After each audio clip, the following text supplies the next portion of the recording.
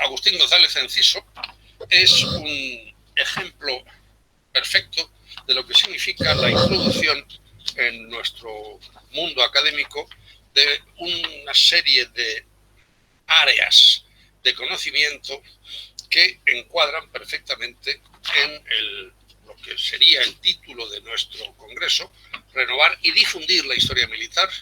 Porque, si bien es verdad que aquí no aparece, en este caso concreto, sí en otros de los congresos de los que formáis parte la mayoría de vosotros, el Estado fiscal militar, los empresarios militares, etcétera, pero en cualquier caso, Agustín González Enciso es un ejemplo acabadísimo de lo que significa la renovación de los estudios historiográficos españoles que hizo la generación nacida en torno a 1950, que fue una buena cosecha. Entre otras razones, él y yo somos nacidos en el año 50, con lo cual estoy barriendo para casa.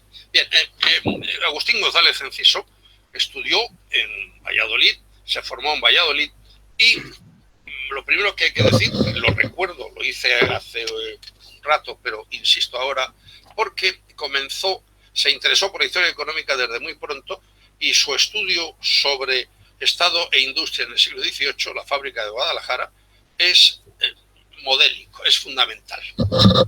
¿Pero por qué digo que es fundamental? Porque, por ejemplo, voy a leer 2 o 3 pequeños párrafos de su obra. Habla de los resultados de tantos afanes por el equipamiento técnico industrial. Son pobres, no fueron ciertamente pequeños, y el complejo técnico alcarreño llegó a asombrar a propios extraños. Pero, dice a continuación, hemos trabajado también en la complicada contabilidad de la fábrica para descubrir lo lejos que se hallaba de encontrarse en una situación saneada.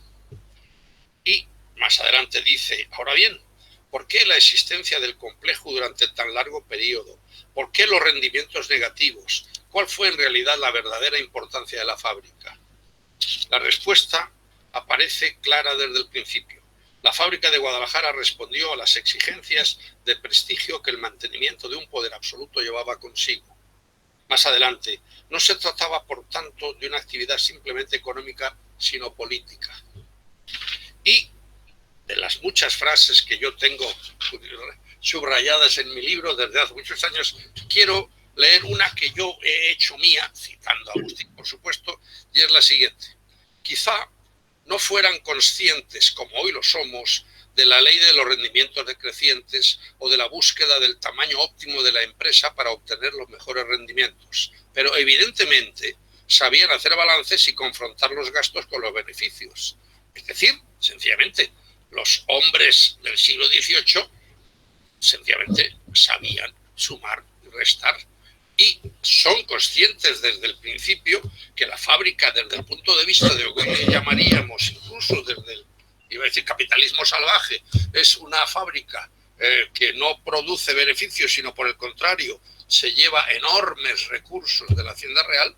Pero ¿por qué la siguen manteniendo? Y como él dice también más adelante, al que no lo recuerde, se lo recuerdo yo ahora, la fábrica la cierran los liberales en el trienio, cuando ha cambiado ya la concepción política. Bien, quiero decir que podíamos sencillamente resumir, a la Real Hacienda no le importaba perder dinero, solamente esperaba que fuera, etcétera, etcétera. Bien, ¿qué quiero decir con ello? Que en este libro magnífico y pionero tenemos muchos postulados que seguramente hoy están presentes también en alguno de los otros muchos trabajos que Agustín ha puesto en marcha personalmente, por un lado, y por otro lado con la gente que le ha seguido y que le tiene como lo que es un gran maestro. Porque, curiosamente, ha sido profesor en Valladolid, en la Autónoma de Madrid y en Murcia, hasta que llega en 1987 a Pamplona. Y yo tengo aquí una cosa que voy a leerles.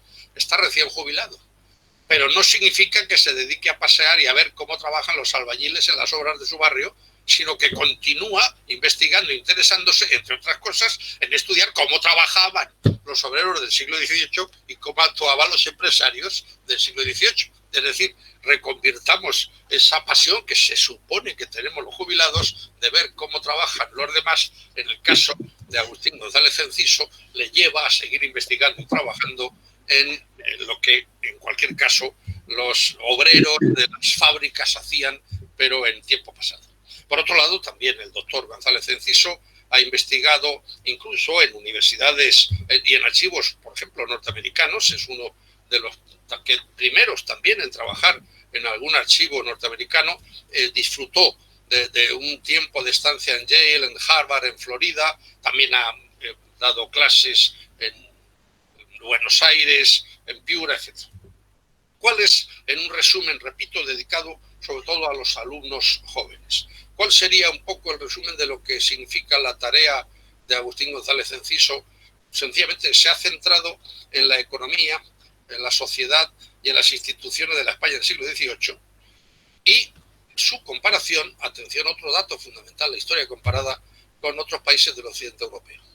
Y atención, sobre Navarra, sobre Navarra, que también es un capítulo que nos interesa. Precisamente hoy nos va a hablar de Navarra. Pero ha trabajado sobre las fábricas estatales, la protoindustrialización, quiénes son los empresarios militares, cómo son los comerciantes del 18 en tanto que protagonistas de la acción económica. Ha trabajado también sobre la alta administración en el siglo XVIII, en la hacienda. Por ejemplo, en varios de sus trabajos están centrados, por ejemplo, en la renta del tabaco y en la financiación de los ejércitos reales. Por supuesto, y Navarra, de nuevo Navarra, pero en los últimos años lo que ha hecho, y ojo, cuando hablo de últimos años, hablo ya de los últimos 15 años, ha trabajado, se ha embarcado y ha enganchado en su tripulación a muchos discípulos y colegas en el estudio de los empresarios militares, Contractor State, y en esa, voy a plagiarle un poquito, España, un estado fiscal militar, Fiscal Military State, que es, como sabemos, uno de los títulos de sus obras. Como autor o editor tiene decenas de obras que simplemente recuerdo aquí 2 o 3 títulos, 4 o 5 títulos, porque me parece que son muy significativos. España y USA en el siglo XVIII, crecimiento industrial comparado y relaciones comerciales. Lo digo por la importancia que tiene la historia comparada, y Agustín González Enciso ha trabajado en esa línea. El magnífico, que ya hasta les he enseñado, Estado e Industria en el siglo XVIII. Recuerden, como les dije hace una hora, esa capacidad que tiene para darse cuenta de lo que era fundamental, la edición del de David y de Ser en la Fundación Universitaria, que yo les sigo recomendando, atención. Bueno, pero luego tiene otros muchos, precisamente con Torres Sánchez, Tabaco y Economía en el siglo XVIII, Felipe V, Renovación de España, Sociedad y Economía en la Real I Borbón, El coste de la guerra y su gestión, las cuentas del ejército de la guerra con Portugal, 1762, que es un interesantísimo artículo de que tuvo lugar en la reunión científica de la Fundación España Historia Moderna, pero ha trabajado, como les dije antes, en la renta del tabaco, política económica y gestión en la renta del tabaco, etcétera. Guerra y economía en la Ilustración, España como Estado fiscal militar en el siglo XVIII, uno de sus primeros acercamientos a este tema. Por otro lado, la obra, bueno, iba a decir básica, una obra fundamental, Un Estado militar, España 1659-1820, pero colaboración en obras incluso publicadas fuera de nuestras fronteras, War, Power and Economy, Mercantilism and State Formation in 18th Century Europe, de Rowledge, es decir, Herrajes para la Marina, la concesión del asiento de 1760, Estado y empresa en la provisión de armas de fuego, etcétera, etcétera. Bien, hay muchas obras que hacen que tengamos ante nosotros a una de las figuras señeras de nuestra historiografía actual. En cualquier caso, Agustín, te doy la palabra y disfrutaré de lo que nos digas. Adelante. Muchísimas gracias, profesor Cepeda, Pepo. Bien, yo quiero empezar dando las gracias a los organizadores. Un congreso que, bueno, pues que ha acabado siendo en línea como es y que ha demostrado pues la flexibilidad, la buena cintura que han tenido los organizadores para cambiar una cosa que estaba pensada inicialmente como algo presencial, porque cuando se gesta este congreso parecía que iba a ser posible y al final se ha conseguido hacer de esta manera y además con lo bien hecho que está. Así que enhorabuena a todos los organizadores. Me ha sorprendido toda la presentación, querido profesor Cepeda, querido Pepo, porque realmente pues no esperaba semejantes recuerdos, ¿no?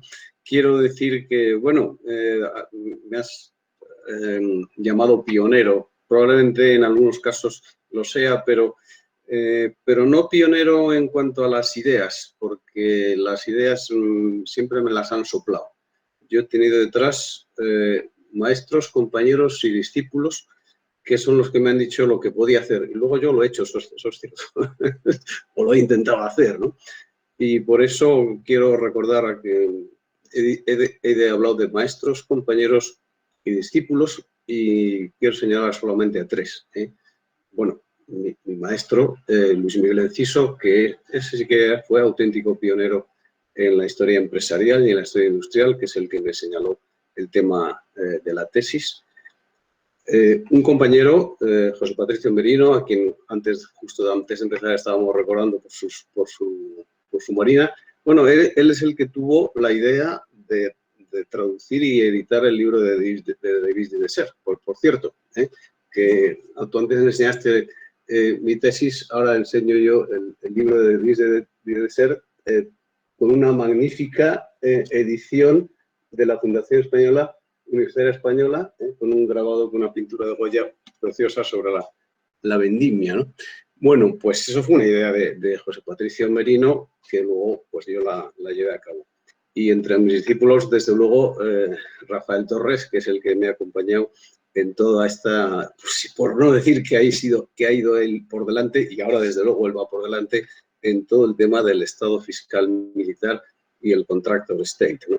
O sea que bien, que la historia no solamente es comparada, sino que fundamentalmente es compartida, trabajamos todos en equipo y construimos a hombros de gigantes, como ese dicho cuyo autor no recuerdo en este momento, pero que ya se ha hecho prácticamente palabra común para todos, ¿no? Bien, bueno, vamos al caso que nos ocupa ahora, que es Navarra. Bien, después de la sesión de ayer, y aprovecho para dar la enhorabuena absolutamente a todos los ponentes y de alguna manera especial a Iván Valdés, porque es un poco el muñidor de todo el mundo transatlántico con el que colaboramos, ¿verdad?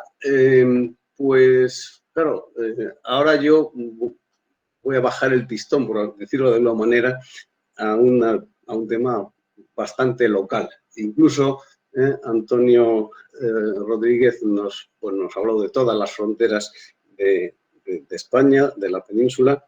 Yo me voy a quedar en Navarra. No, o sea que el tema es completamente distinto, ¿no? Pero realmente no voy a hablar solo de Navarra, aunque voy a hablar de Navarra, pero voy a hablar de Navarra en relación con otro ámbito de la monarquía, con otro ámbito geográfico, que es el Mediterráneo. Hablo de restaurar la frontera, de recuperar la frontera, pero ¿de qué frontera estamos hablando? Cuando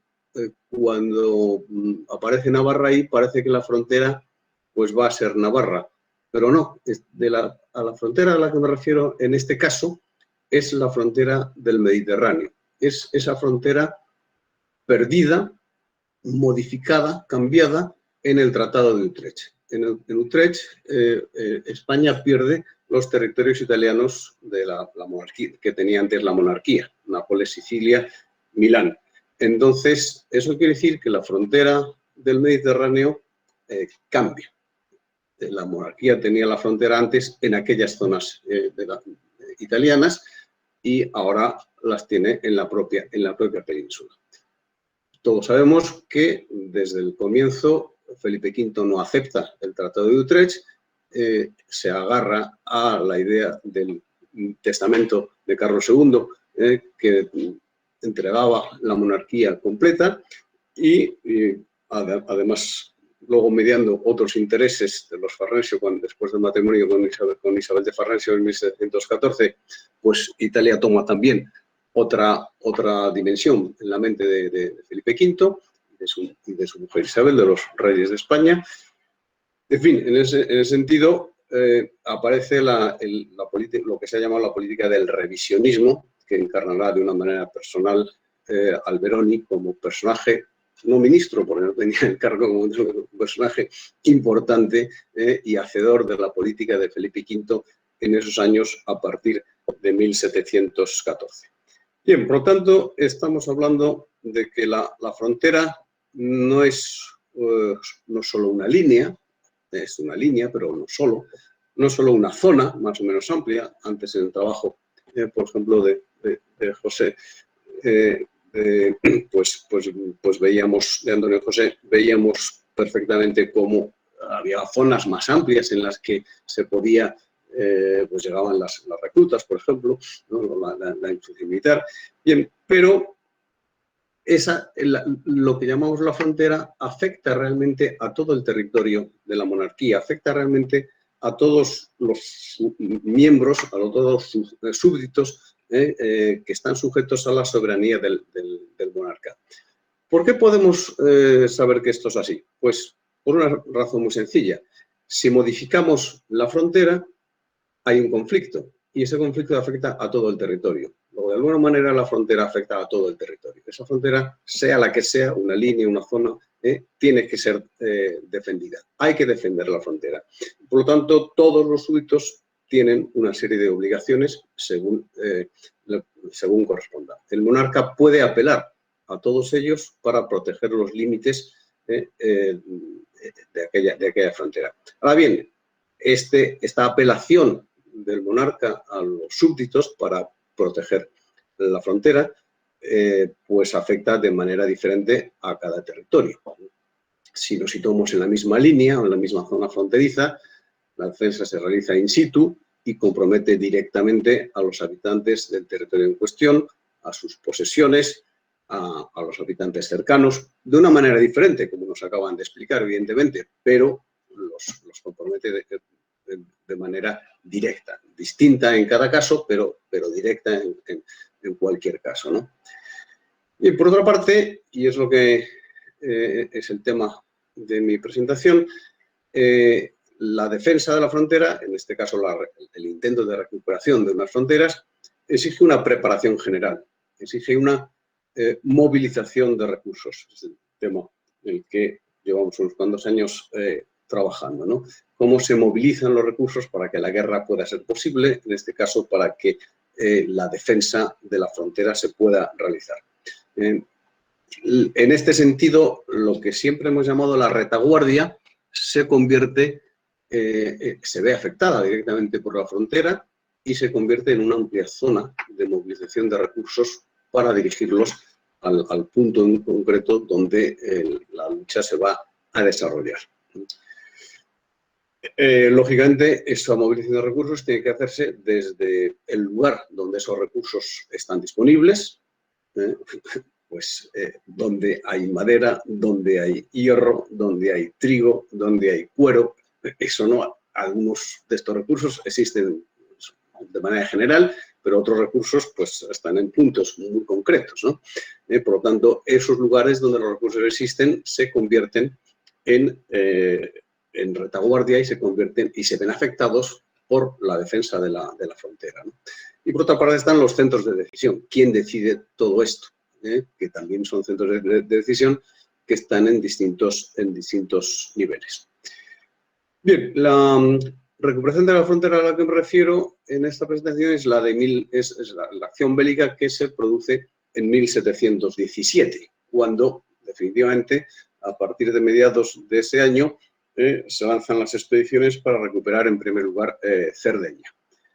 Bien, ya a comienzos del siglo se ve que los gobernantes pues estaban dispuestos, perdón, a comienzos de ese año 17, se ve que los gobernantes estaban dispuestos a lanzarse a la guerra, ¿no? Hay un informe en concreto en el que el rey pregunta por la situación de los diferentes asientos de artillería, de balas, de pólvora, etcétera, cómo están esos asientos, en qué situación se encuentran, si los asentistas están cumpliendo con sus obligaciones, etcétera, si tienen que ser renovados o no. Esto ocurre a comienzos, repito, de 1717, lo cual nos está hablando de que efectivamente cuando desde la Administración Central se pide esto, es que se está preparando la guerra de manera bastante clara. También desde un punto de vista general, pues conocemos ya por la bibliografía general, que no voy a citar lógicamente porque no tenemos tiempo, pero por ejemplo la renovación de la Marina en estos años, Juan Valdez sabe mucho de eso en concreto, ¿verdad? Pues a partir del año 14 y todos esos años la Marina se está empezando a reconstruirse, luego vendrá una reconstrucción más seria, más sistemática, ¿no? De esos años se plantea y está en marcha la construcción de nuevos barcos en Pasajes y en Santoña, esos famosos barcos que se citan en todas partes que estaban en construcción y que luego el año 19 los destruirán los franceses y los ingleses, ¿verdad? Pues esos están ahí. También las reformas fiscales de esos años o los cambios en la administración central, la desaparición, la progresiva aparición de los ministerios, ¿verdad? Bien, son años, ya a partir del año 14, cuando en teoría ha terminado la guerra de sucesión, de mucha transformación que nos está hablando, como también decía Sergio Solves ayer, una transformación institucional que nos está hablando de la inminencia de la guerra. Y eso, como digo, es la coyuntura de 1717, que implicará ese ataque a Cerdeña. Es lo que luego sería el ataque a Cerdeña, va a implicar a diferentes territorios y esos territorios van a ser partícipes de una movilización de recursos muy importante. Cuando se habla del ataque a Cerdeña y luego a Sicilia a partir del año 17, por cierto, el primer trabajo serio que se hizo fue también de un compañero mío, Alonso Aguilera, luego fallecido antes de que pudiera terminar la tesis doctoral, ¿no? O sea que me toca de recuerdos el tema, ¿no? Bien, cuando pensamos en estas cosas, siempre se piensa en el centro neurálgico desde donde estos ataques se lanzan, que es el Mediterráneo, sobre todo Barcelona. Se piensa menos en Alicante, pero también tiene mucha importancia, y algo Valencia, pues, pero sobre todo se piensa en Barcelona. Bien, eso es cierto, ahí hay mucha actividad, que ahora se está trabajando también bastante, todos los asentistas que trabajaban en aquella zona para las expediciones italianas, hasta el 17 y después hasta los años 30 y 40, ¿verdad? Pero los pertrechos que llegaban a Barcelona, o Alicante también, repito, provenían de muchas zonas. Una de ellas era Navarra. Y también me interesa resaltar que hay otros territorios cercanos a Navarra, como las provincias vascas o Santander, que también contribuyen a esto. ¿Por qué me interesa señalar estos otros territorios vecinos a Navarra? Bueno, porque eso facilitará o hará posible o exigirá, depende de cómo se mire, que Navarra se convierta en un centro logístico como luego veremos, ¿no? Bien, en consecuencia, la guerra en el Mediterráneo convierte a Navarra en plaza fuerte, la llamo plaza fuerte o plaza de armas, en un lugar de concentración de recursos, desde donde esos recursos se producen, se concentran y se redistribuyen al lugar de consumo, que en este caso sí que es directamente Barcelona. Navarra. Estamos, por lo tanto, en el caso, es un problema, digamos, espacial, en el que la defensa o la recuperación de la frontera en un ámbito determinado influye directamente en la transformación de otro ámbito distinto y lejano.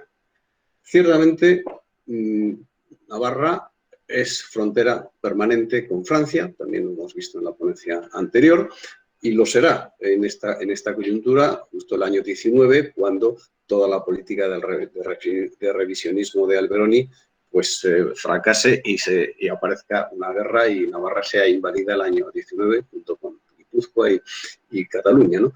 Pero eso ocurrirá 2 años después. De momento lo que hay es que Navarra se está convirtiendo en plaza fuerte, en plaza de armas, como consecuencia de esa guerra que se está librando en el Mediterráneo.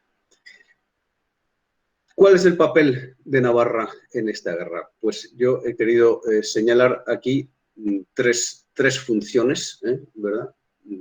Tres, como se señala en el guión que Ainhoa, gracias Ainhoa, ha puesto ahí para que se vea. 3 funciones fundamentales, que es la función productiva, la función logística y la función financiera, a la que también se ha aludido antes, ¿no? Voy a hablar fundamentalmente de la primera, de la función productiva, y luego voy a sencillamente pues mencionar algunas cosas de las otras 2, de la función logística y la función financiera. Desde el punto de vista productivo, en Navarra tenemos fábricas de municiones, tenemos fábricas de armas, tenemos fábrica de pólvora. O sea, todo ello bastante variado, digamos, por una parte, y por otra parte no solamente variado, sino pues absolutamente necesario. Se puede ver, estamos hablando de... Bien, yo creo que todo es necesario para hacer la guerra, ¿verdad? Pero si algo es necesario para hacer la guerra son armas, precisamente, ¿no? Lo demás, pues quizás es importante, pero bien, aunque sí, todo es importante, porque si un ejército o una marina no están bien abastecidos, realmente es muy difícil que puedan combatir, ¿no? Bien, vamos a empezar con la fábrica de balas de cañón de Éhuguy. Éhuguy es un lugar que está entre Navarra y la frontera francesa, perdón, entre Pamplona y la frontera francesa, unos 20 kilómetros al norte de Pamplona y muy cerca también de la frontera francesa. En Éhuguy hubo una armería real desde el siglo XV, real desde el siglo XVI, que luego desapareció. Y en el año 1689 se recrea una fundición, se crea una nueva fundición por José de Aldaz, que compra las antiguas dependencias reales que estaban abandonadas en ese momento y crea una nueva fundición con altos hornos para fabricar balas de cañón. A veces hay un error respecto a esta fábrica porque se llama fábrica de armas nada, o sea, es solo munición, balas de cañón. La fábrica se crea en el año 89 y estuvo funcionando de manera continuada hasta 1714. Continuará después, porque la fábrica, pero en el 14 hay un parón. Me interesa resaltar este parón porque le da protagonismo al año 17, que es lo que intento resaltar en esta presentación, ¿no? Bien, el último servicio que había hecho la fábrica el año 14 fue el envío de balas al sitio de Barcelona y después paró. El año 17 se renueva el asiento con el mismo propietario, José de Aldaz, y ahí se expresaba en el texto del asiento la idea de una continuidad. Sería de mi agrado y servicio que continuaseis por nuevo contrato, se dice en el texto, ¿no? Pero, sin embargo, aunque se habla de esa continuidad, está ocurriendo algo diferente. Para ver la diferencia me remito al asiento anterior que había finalizado el año 1712. El año 12 finaliza un asiento que se había firmado el año 8 por 4 años y por lo tanto termina el 12. El 12 había que renovar el asiento. Pero, sin embargo, el año 12 no se renueva el asiento. El año 12 la guerra está ya a punto de terminar. Ya el conflicto internacional propiamente ha terminado, la guerra de sucesión. Y en España prácticamente lo único que queda es Barcelona y Mallorca. La guerra está en declive, por así decirlo. No se ven las perspectivas de que se necesiten grandes cantidades, aunque vemos que por lo menos pocas, ¿no? Entonces no se renueva el asiento, sino que lo que se hace es prolongar el asiento hasta 1714. De tal manera que cuando el año 17 se haga un nuevo asiento, se hace referencia a que el asiento anterior había terminado el 12, no el 14. En realidad había terminado el 12 y luego se alargó hasta el año 14. Bien, o sea que en efecto el año 14, después del sitio de Barcelona, la empresa paró. El propio Aldaz lo dijo. La fábrica está sin curso desde hace tres años, ¿no? Cuando firma el asiento del año 17. ¿Qué ocurrió en 1717? Pues la urgencia de la guerra. Después de 3 años de estar parada, en la fábrica viene la urgencia de la guerra y ya a comienzos de ese mismo año se pide a Aldaz que firme un nuevo asiento. No solamente se firma un nuevo asiento con Aldaz, sino que ese asiento es por una cantidad mayor, 36.000 quintales de munición en 6 años, 6.000 quintales al año, que es una cantidad mayor de la que superior a la que se había firmado en los asientos anteriores. O sea que tenemos, digamos, en el año 17 hay una recuperación de la continuidad en la fábrica de municiones de EUGI, hay un aumento de las necesidades que viene dictado por la urgencia bélica. Las cantidades acordadas muestran que que había decidida ya una intervención militar de envergadura, aunque no se vea bien exactamente cuándo se iba a producir, ¿no? En definitiva, está bastante claro que la fábrica de EUGI experimentó una reactivación extraordinaria a partir del año 17 y que no solamente, y que además de las cantidades normales pactadas anualmente que la asentista debía entregar, se le pidieron también a mediados de siglo entregas extraordinarias que, sin embargo, el asentista pues, no pudo entregar de una manera tan rápida, ¿no? Bien, primer elemento, por lo tanto, esa recuperación, esa renovación y esa reactivación extraordinaria de la fábrica de municiones de EUGI en el año 17. Otro asunto curioso, poco conocido y que duró poco, es la fábrica de cañones de bronce que se organiza en Pamplona entre el año 17 y el año 19. Muestra cómo algunas veces los cañones de bronce podían ser, la fundición de los cañones de bronce podía ser más o menos, pues se podía organizar en poco tiempo, ¿no? Y no fue una idea nueva. De hecho, en 1705 el mariscal Tese solicitó que se fabricasen morteros de bronce en Pamplona y así se hizo. La fundición debió trabajar solo durante algún tiempo, porque cuando se pone la fábrica del año 17 se hace alusión a que en Pamplona ya se ha fundido otras veces y se menciona que existía un horno, aunque estaba arruinado porque llevaba mucho tiempo sin uso, etcétera, ¿no? No se sabe bien, aunque se menciona la ciudadela de Pamplona, ciudadela cuyos planos nos ha puesto Antonio antes, sin embargo, no es seguro que esa fábrica se estableciera dentro de la ciudadela, sino en cualquier otra casa de Pamplona, tanto la de 1705 como la de 1717. ¿En qué coinciden estas dos fundiciones, la del 5 y la del 17? Coinciden en que son fundiciones accidentales. Se trata de fundir unas cuantas piezas para una coyuntura concreta.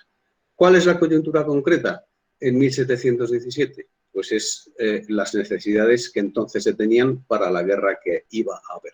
Pero el objetivo concreto de la fábrica de cañones de bronce de Pamplona del año 17 es provisionar la ciudadela de Pamplona. No se trata de fabricar cañones de manera general, como estaba ocurriendo en Sevilla, en las fábricas de Sevilla o de Barcelona, o de Valencia, que también se crea en esos momentos otra fábrica en Valencia, sino que de lo que se trata es de provisionar la ciudadela de Pamplona, nada más. Este objetivo parece un indicio claro no solo de las intenciones de Alberoni respecto a la política revisionista, sí, porque todo esto está ocurriendo antes de que surgiera el casus belli, que surgió en mayo del 17, cuando el embajador español en Santa Sede fue hecho prisionero en Milán, sino que, por los austríacos, sino que lo que está demostrando es que Alberoni tiene miedo de que la política revisionista en el Mediterráneo tenga una incidencia mayor que la simple frontera mediterránea. Porque, ¿qué razón tiene fortalecer, armar la ciudadela de Pamplona si se está en paz con Francia? Evidentemente Alberoni se da cuenta de que su movimiento va a causar otros problemas y tiene que asegurarse de que un sitio tan importante como Pamplona pues mejore su defensa, ¿no? No encuentro yo otro motivo por el que se quieran fortalecer de esta manera, ¿no? Bien, la fábrica de bronces Pamplona tiene una breve historia. Se llamó a José Escartín, que era un fundidor de Barcelona, que vino a mediados del año, pero en los últimos meses del 17 no, consiguió solamente hacer dos piezas. En enero del 18 se nombra a Francisco Balbasor, que es un capitán de artillería, se le nombra director de la fábrica. En realidad, director no es un cargo empresarial, el director en realidad es un supervisor militar del trabajo del fundidor. Evidentemente es un técnico artillero que sabe cómo se hacen las cosas y cómo debe ser el producto terminado, pero es solamente un supervisor por parte del ejército. Eso ocurre a lo largo del siglo en las distintas fábricas de artillería. Tiene el nombre de director, es un militar, pero no es el técnico ni es el empresario, ¿no? Bien, ya por fin Escartín tuvo éxitos, empezó a fundir algunas piezas, pero todo fue muy despacio. Y a mediados del año 18 se decide que Escartín cese en su función y se llama a Matías Solano, que es un hombre que tenía un fundidor de mucha experiencia en Sevilla, que había empezado la fundición de Valencia hacía poco y que estaba teniendo bastante éxito. De momento a Escartín se le dice que puede terminar las piezas que tenía en el horno, pero llega Matías Solano. Matías Solano no le fue al principio mucho mejor que a Escartín, también tuvo muchos problemas y también su producción pues tardó en salir. Tardó en salir y además los asuntos urgían, ¿no? El 21 de diciembre del año 18 se le encarecía a Marcos de Arací, el director de artillería, dice que adelante incesantemente la conclusión de las piezas que se están trabajando por la grandísima importancia que tiene el asunto, porque se recela pronto un movimiento de la Francia. Claro, estamos ya en diciembre del 18, cuando se le está urgiendo a Solano, a través del director general de artillería, que acelere la producción de cañones de bronce de Pamplona.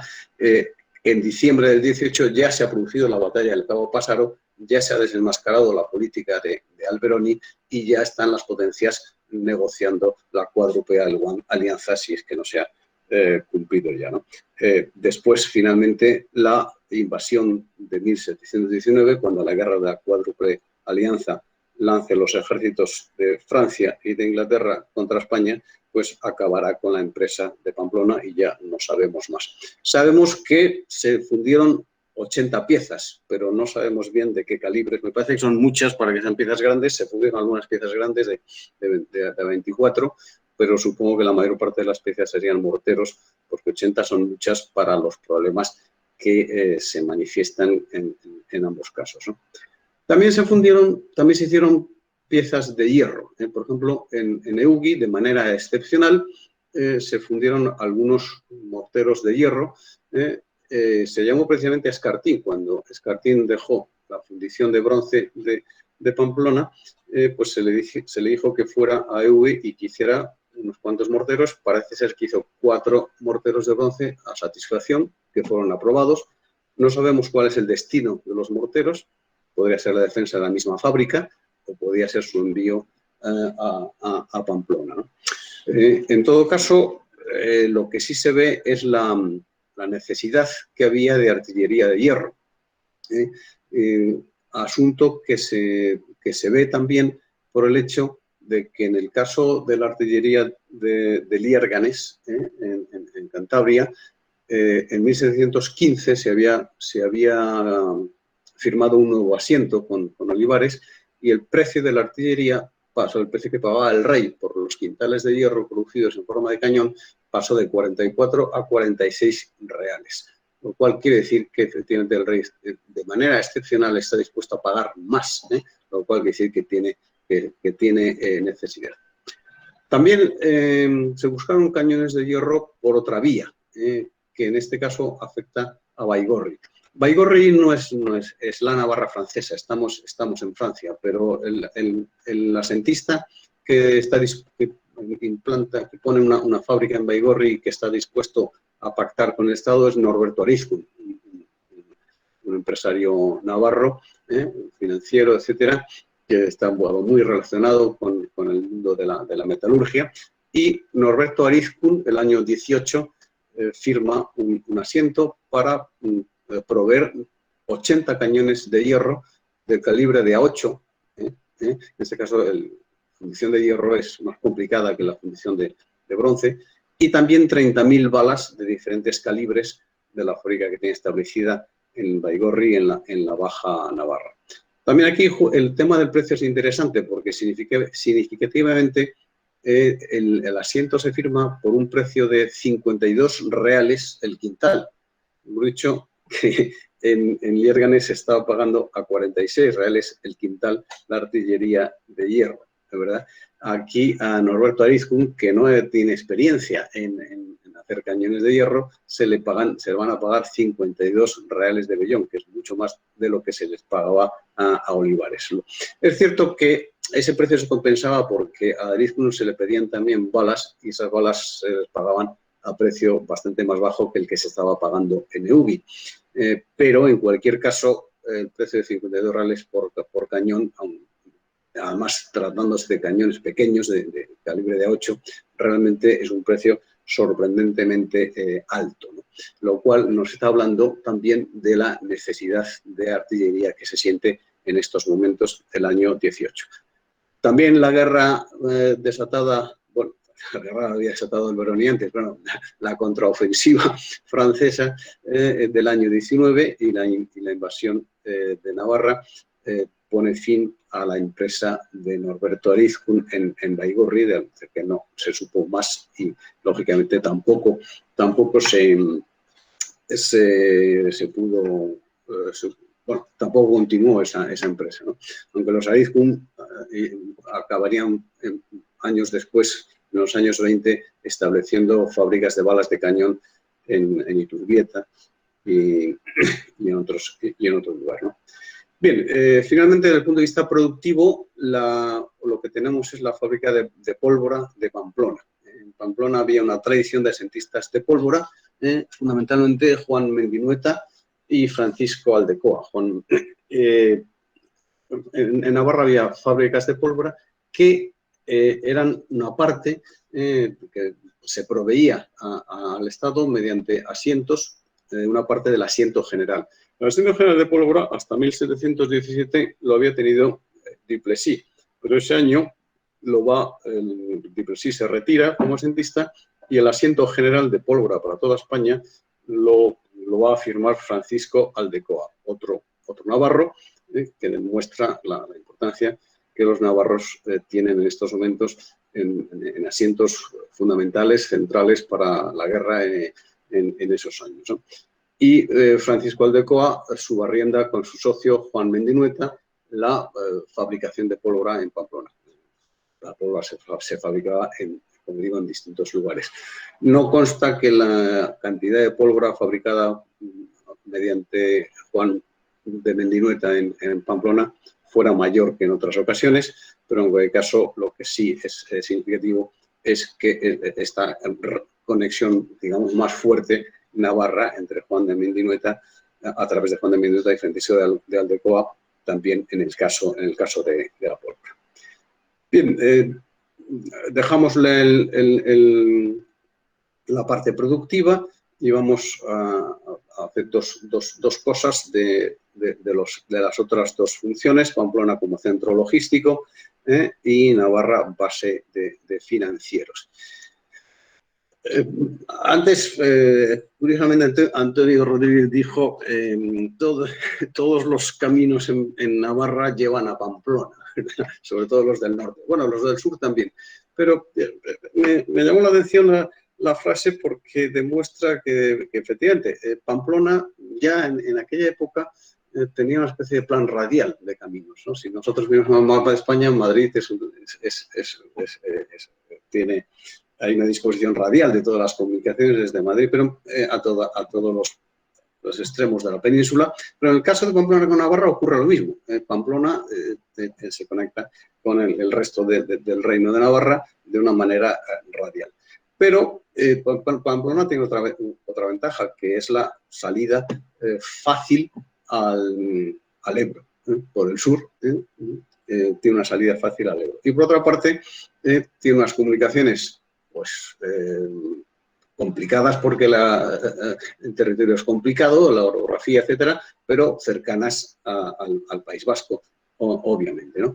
Entonces, eso facilita el que Navarra se convierta en centro logístico, en concreto la ciudadela de Pamplona. Aquí sí la ciudadela es protagonista absoluta porque porque la ciudadela se convertirá en un almacén. Entonces, en un informe del año 21 se dice, esta plaza, y habla en concreto de la ciudadela, es depósito de las municiones que proveen las fábricas de UGI, de bombas y valería, como asimismo de la pólvora que se fabrica en Navarra, y nosotros podíamos añadir, y también del transporte hacia el Mediterráneo de las pistolas y los fusiles de la fábrica de Plasencia de las Armas. Tenemos constancia, documentación, que hablan de que toda la producción de armas de Plasencia iban a Pamplona para luego poder ser derivadas hacia el Mediterráneo. El Mediterráneo es la gran salida de las armas y de las municiones,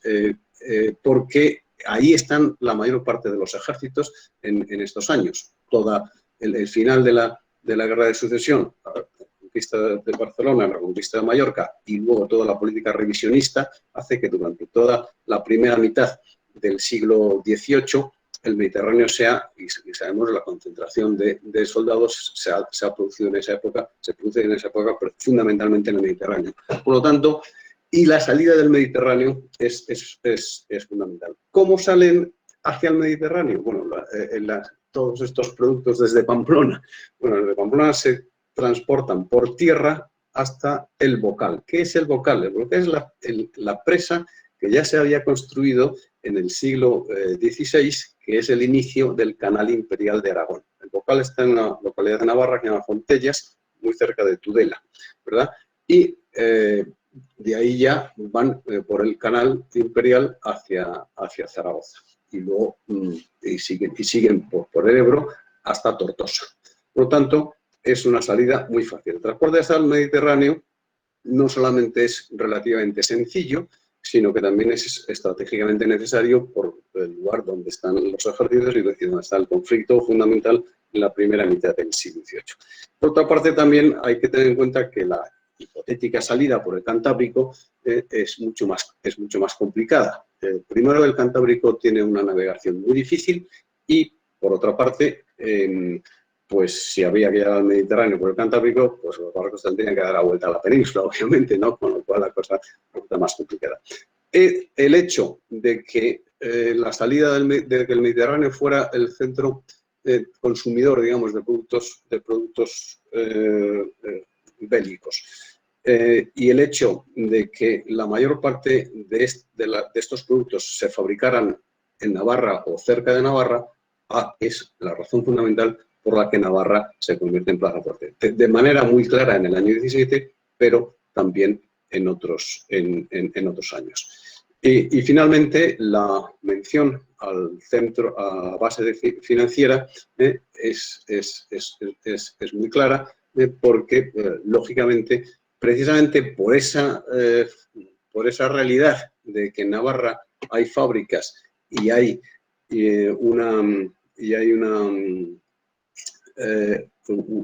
y puede convertirse en un centro logístico importante, y de ahí que también que se firme el asiento de transporte de armas y municiones con otro navarro, Pedro de Irigoyen, que más tarde lo tendrá un siguiente navarro, que es Mendinueta, ¿verdad? Todo eso hace que efectivamente sea de protagonismo a los financieros navarros. Los financieros navarros no solamente tienen una influencia en la corte, que la tienen, sino que además de eso es que detrás de ellos tienen esta realidad productiva y esta realidad logística que en el caso de Navarra es única y de la cual estos financieros pudieron aprovecharse, y mientras la guerra en el Mediterráneo existió o fue importante, pues la hora Navarra se pudo ir alargando porque el protagonismo de los financieros navarros tenía sentido.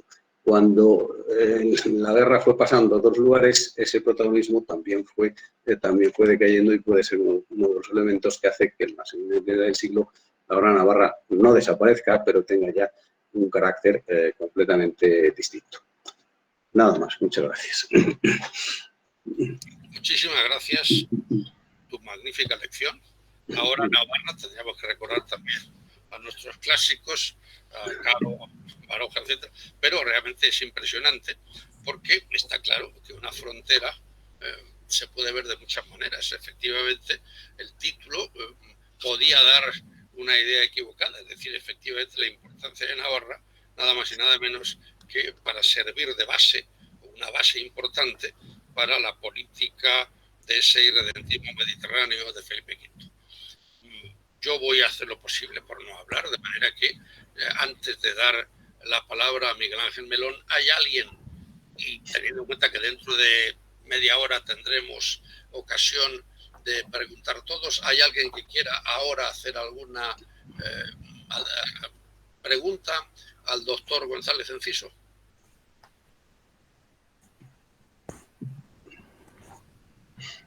Bien, en este caso, entonces, muchas gracias, Agustín, y enhorabuena.